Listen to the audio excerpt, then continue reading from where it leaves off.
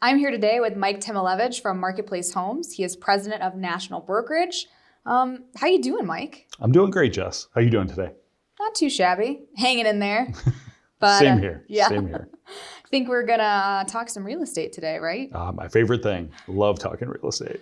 So the market's pretty hot right now. A lot of conversations back and forth between builders, new construction, everything like that. So what are the biggest challenges that home buyers face in this competitive market?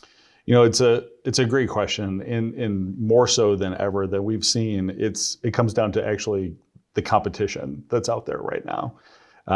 In the past, it's always been, individuals looking for single family homes to purchase, so you're competing against your neighbor per se. But now there's this influx of institutional money that's also looking to buy single family homes to hold as investment properties.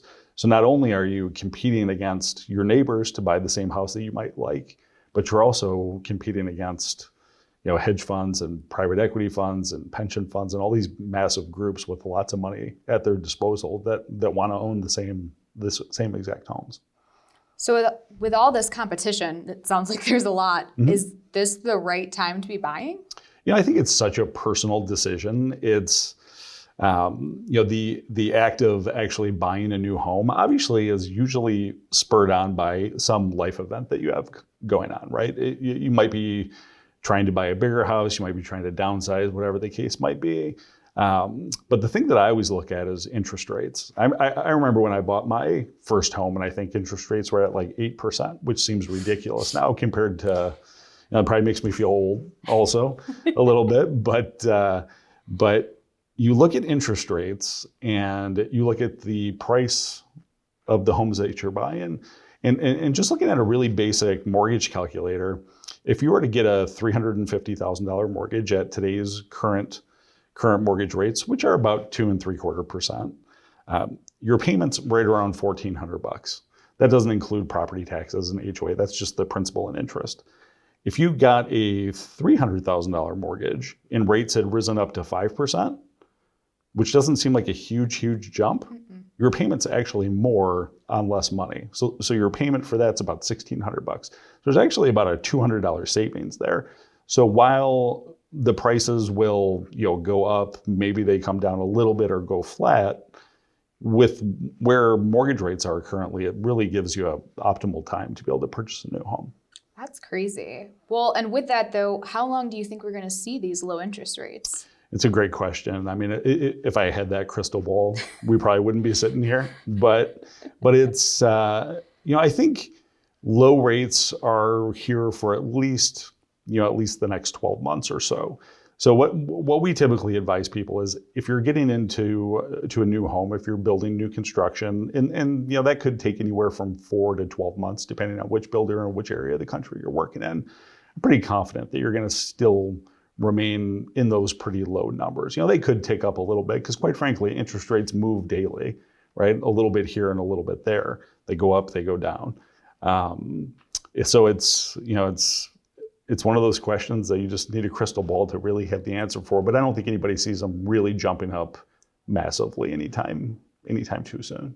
Okay. Well, and that was one of the things that was kind of surprising to me. The interest rates fluctuate so much. It's almost like the stock market. Yeah. I mean, there's a whole credit market, right? It's the opposite, or not the opposite, but it's just like the stock market. These things are being traded on a daily basis in massive amounts. That's insane. But speaking of, increasing prices, we've talked a lot about cost of goods and supplies. Mm-hmm. What exactly have we seen just in a snapshot in the last even just a year with the cost of goods and housing materials? I mean, what's going on with that right now? Yeah, there's obviously a huge issue within the new construction market, as far as the cost of goods and escalating the prices that you're seeing. Over the past year, you've seen the cost of lumber to frame out a home. Now, this is an average across the country, so obviously it differs a little bit across the board, but a $35,000 plus increase to the cost of a home, right? And that's a huge number. And obviously that's going to vary from state to state and city to city. But on average, $35,000 more just to frame the property, which is crazy when you think about it at the end of the day to move that quickly. I was at Home Depot. I was doing some work in my basement, so I take photos of like material, right?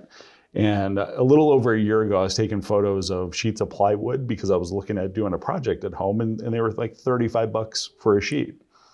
I was there this weekend; they're $105 a sheet, right? So I mean, that's like real numbers that you're seeing, and that's why it's costing more to build right now.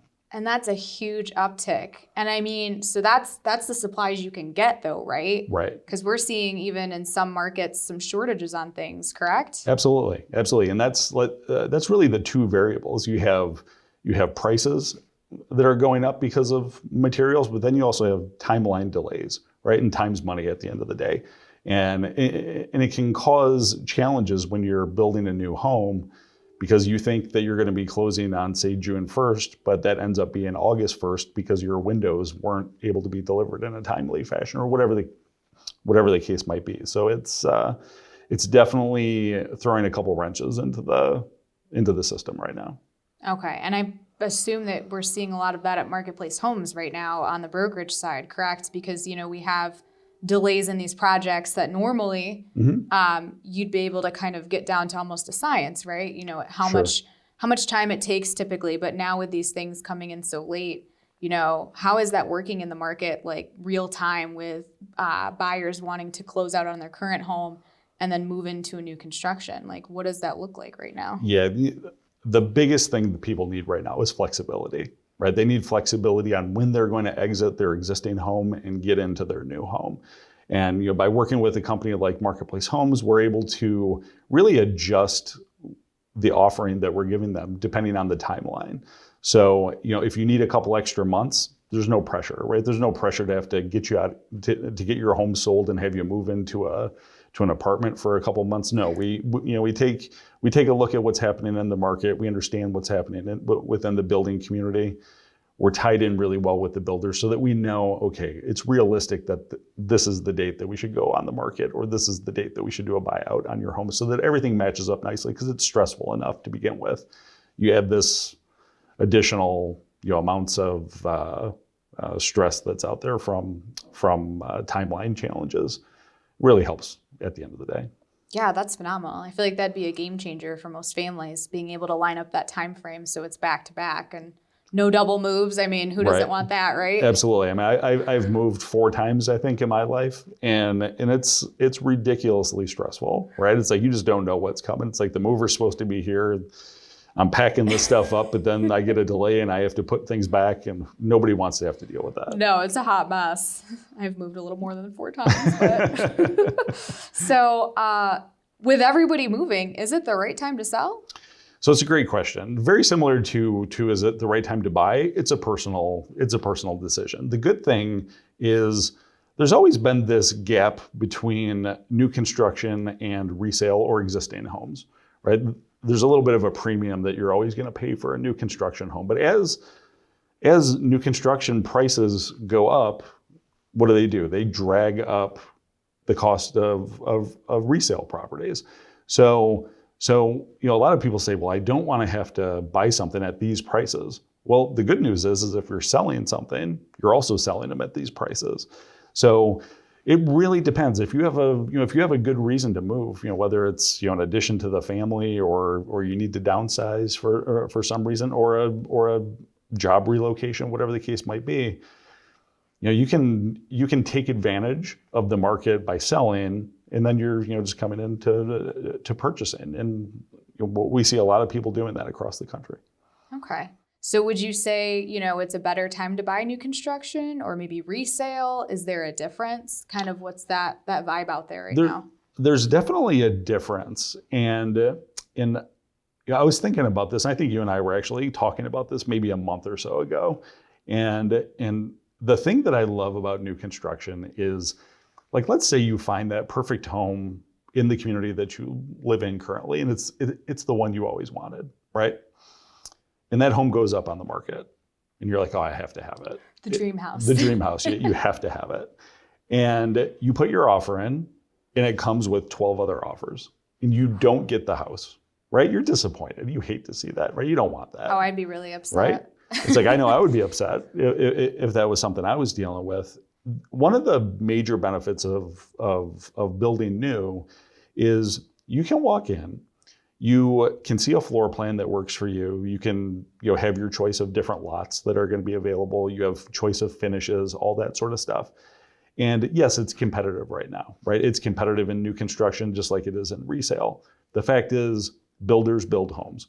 So if that home isn't available, they can build you another one. It might take 4, 6, 9 months, whatever the case might be, but it gives you the optionality to not have that disappointment, right? You can get your dream home. It just might not be the one on 123 Main Street. It might be 456 Main Street. It's the same thing. It's reproduced, and you can make it exactly what you want. And you don't have to deal with competing, with a very small market where it's just that one house that you have to have. Well, that's a really good point, especially in this competitive market. I mean, we're seeing what people bring an extra $20,000 to $30,000 sometimes to these closings just to lock in that house. Right. So yeah, that would be a huge added benefit if you fall in love with a new construction home, because then you might be able to have that same home somewhere else versus down the street from you now buying a resale that, like you said, there's 12 people in offers. And once that house is gone, it's gone. Right. There's not another one being built, right? You have to go to the new construction communities to be able to get that. And I think people like new at the end of the day. There's certainly a feeling you get with just a new home, just like a new car, right? It has a smell to it. It has a feel to it. And it's a great option to be able to say, even if that one doesn't end up working, there's a whole community of homes that they're going to be building for you. Well, I know we haven't really talked about this a lot too, but just kind of to wrap this up, the new construction communities, they're a lot more sophisticated now than they used to be, right? I mean, we're seeing some of these communities that have full-blown like gyms and restaurants and things all within the community, right? Like, absolutely. I mean, they're like towns basically now in some areas. Yeah, I mean, that's one of the big things that differentiates a community from existing resale to all these new construction communities. You hit the nail on the head. Construction pun somewhat intended there, but you get the kids pools with the fountains and all that kind of stuff. You get the adult pool, you get the workout facility, you get the cabanas, all that kind of stuff. It ends up feeling like you're on vacation, but you're just, it's just a Saturday, right? Which is awesome. People love that feeling of being kind of somewhere else at the end of the day. And it also helps in not having to have those expenses at your own home, right? If the community that I live in has the pool, has the kids' pool, has the tennis courts, all that fun stuff, and I wouldn't want to have to put all that in my home, right? I can share that with my neighbors and be perfectly happy. No, that's a great point. Yeah, who could ask for more at that point? You walk down the street and everything's at your fingertips. Exactly. Well, thanks, Mike. That's great. I think that's all I have for you today. Well, fantastic. Let me know any other time you want to talk. Thanks for joining us, Mike. Absolutely.